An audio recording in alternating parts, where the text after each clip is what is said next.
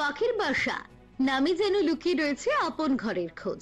আর সেই গল্পে দীর্ঘদিন পর বড় পর্দায় ফিরছেন বিধায়ক ও অভিনেত্রী পাপিয়া অধিকারী। সোমনাথ সেনের পরিচালনায় তৈরি এই ছবির শুটিং ইতিমধ্যেই শেষ, এবার মুক্তির অপেক্ষা। ছবির কেন্দ্রে মনোময় ও পরমা, দুজনই পরিণত বয়সের মানুষ, যাদের জীবনে রয়েছে একাকিত্ব, অবহেলা আর আপনজনের থেকেও দূরে সরে যাওয়ার যন্ত্রণা। অবসরপ্রাপ্ত মনোময়কে ছেলে ও পুত্রবধূর নানা গঞ্জনা সহ্য করতে হয়, অন্যদিকে বিধবা পরমার সন্তানরাও মায়ের খোঁজ রাখে না। এই দুই নিঃসঙ্গ মানুষের জীবনে হঠাৎ তৈরি হয় এক নতুন সম্পর্ক।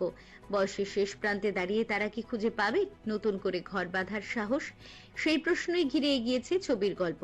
পাপিয়া অধিকারী ও বিশ্বজিৎ চৌধুরীর পাশাপাশি অভিনয় রয়েছেন মৌবনী সরকার, কন্যাকুমারী, মৌসুমী ভট্টাচার্য, বোধিসত্ত্ব মজুমদার, শান্তনা বসু, দীপাঞ্জন ভট্টাচার্য, জ্যাক, শর্মিষ্ঠা মুখার্জি, অভিরাজ, দেবমণ্ডল সহ আরো অনেকে। কাহিনী ও পরিচালনা সোমনাথ সেনের, প্রযোজনা চন্দন দে, সঙ্গীত ও আবহ সঙ্গীতের দায়িত্বে চন্দন রায় চৌধুরী।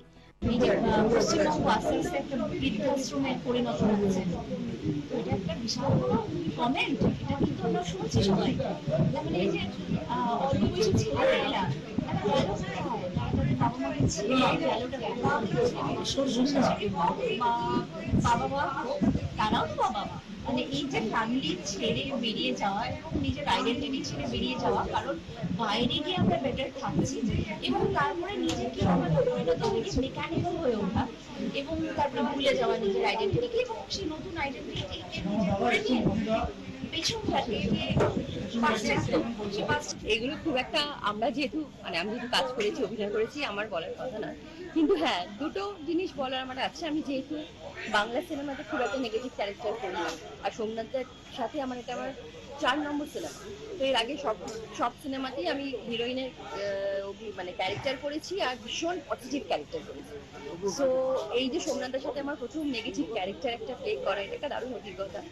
আর যেহেতু নেগেটিভ করি না, সেহেতু আমার এক্সপেকটেশনটা অন্যরকম আছে বাংলা সিনেমাতে দর্শক দেখে কি বলবে। আর নেগেটিভ ভীষণই নেগেটিভ, কারণ হয় না যে ডোমেস্টিক ভায়োলেন্সের একটা প্রভাব দেখা যায়, সেটা যে শুধুমাত্র বাড়ির বউদের উপর হয় তা না, বাড়ির গার্জেনের উপরেও বাড়ির ছেলে বউয়েরা যে ডোমেস্টিক ভায়োলেন্স করে, সেটা এই গল্পের মধ্যে ভীষণভাবে আছে। ওই জন্য যে আমরা আমি আমার হাজব্যান্ড, জ্যাক এখানে আমার হাজব্যান্ড হয়েছে, তো আমরা দুজনেই ভীষণভাবে টর্চার করেছি চরিত্রে।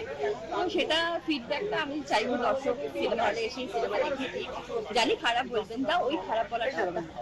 প্রথম কথা হচ্ছে ছবিটা সমাজের জন্য, যেটা আজকালকার দিনে যেটা করছে, মা বাবার ছেলেমেয়েরা বাইরে চলে যাচ্ছে কাজের ক্ষেত্রে, মা বাবা যদি অসুস্থ হয় সেক্ষেত্রে আর আসতে পারছে না, তার উপরেই বইটা করেছে। এবং মা বাবারা যদি একা হয়ে একাকিত্ব বোধ করে, হ্যাঁ, তারা একাকিত্ব বোধ করলে যে অসহায় থাকে, সেই অসহায়টাই বইতে দেখানো হচ্ছে। ওইটা সবাইকে দেখার জন্য অনুরোধ করছি। খুব ভালো লাগবে পরিবারে গিয়ে ছবি দেখে আসে। ওটার সাথে যে কটা বই শুনলাম, খুব ভালো ভালো বই লেখেন, গল্পগুলো উনি করেন, তার সাথে আমি জড়িত এবং আগামী দিনেও জড়িত। আপনার পুরো নাম আর ডেজিগনেশন? চন্দন দে, আমি স্পোর্টসম্যান। হ্যাঁ, আমি নতুন এসেছি প্রোডাকশনে, তো আমার এই নিয়ে 3টে বই হলো। আর থাকতে পারে না, ভালো যারা তাদের কি ভালো হয়, সমাজে ভালোটাই প্রয়োজন, খারাপের একদমই প্রয়োজন। এটা তো ক্যারেক্টারাইজেশন নিয়ে বললো, কিন্তু ওয়ে অফ প্রেজেন্টেশন, ওরা যেইভাবে দুজনে আমাদের সব সিনগুলো যেভাবে হয়েছে, আমাদের মনে হয় এই সিনগুলো খুব ইম্প্যাক্ট। Bureau report, channel 10।